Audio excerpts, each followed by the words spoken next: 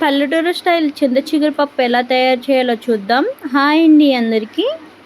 ఒక కప్పు కందిపప్పు అండి, 2-3 సార్లు శుభ్రంగా కడుక్కోవాలి. చింత చిగురు, గుప్పుడు, టమాటాలు, ఆనియన్స్, పచ్చిమిర్చి. ఇప్పుడు ఒక కప్పు కందిపప్పు తీసుకున్నాక 2 కప్పులు వాటర్ పోసుకోవాలి. ఇప్పుడు టమాటాలు, పచ్చిమిర్చి, ఆనియన్స్ వేసుకోవాలి.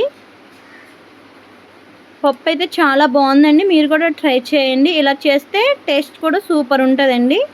చింత చిగురు కూడా వేసుకోండి, గుప్పుడు కొంచెం పసుపు కూడా వేసుకోండి. 3 విజిల్స్ వచ్చేదాకా కుక్కర్ పెట్టుకుందాం. ఇప్పుడు పప్పు అయితే ఉడికిపోయిందండి. మెత్తగా పప్పు గుత్తెత్తి నెదుపుకుందాము. నెదుపుకున్నాక 2 స్పూన్లు సాల్ట్ వేసుకుందాం. తాలింపుకి కావాల్సినవన్నీ చూపిస్తున్నాను చూడండి. ఇప్పుడు నెయ్యితో తాలింపు పెట్టుకుంటున్నానండి. నేనైతే 2 స్పూన్లు నెయ్యి వేసుకున్నాను. ఉల్లిపాయ ముక్కలు, కరివేపాకు, ఎండుమిరపకాయలు, ఆవాలు, మెంతులు, ఎల్లుల్లిపాయలు వేసుకుని తాలింపు పెట్టుకుంటున్నాను నేను. తాలింపు రెడీ అండి. ఇప్పుడు పప్పు వేసుకుందాం అందుట్లో.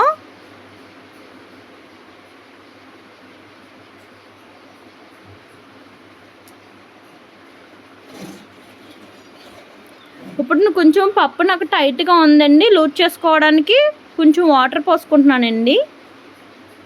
పప్పు అయితే టేస్ట్ అయితే సూపర్ ఉందండి. ఆవకాయతో అప్పడాలతో నంచుకుంటే అది అదిరిపోయిందండి.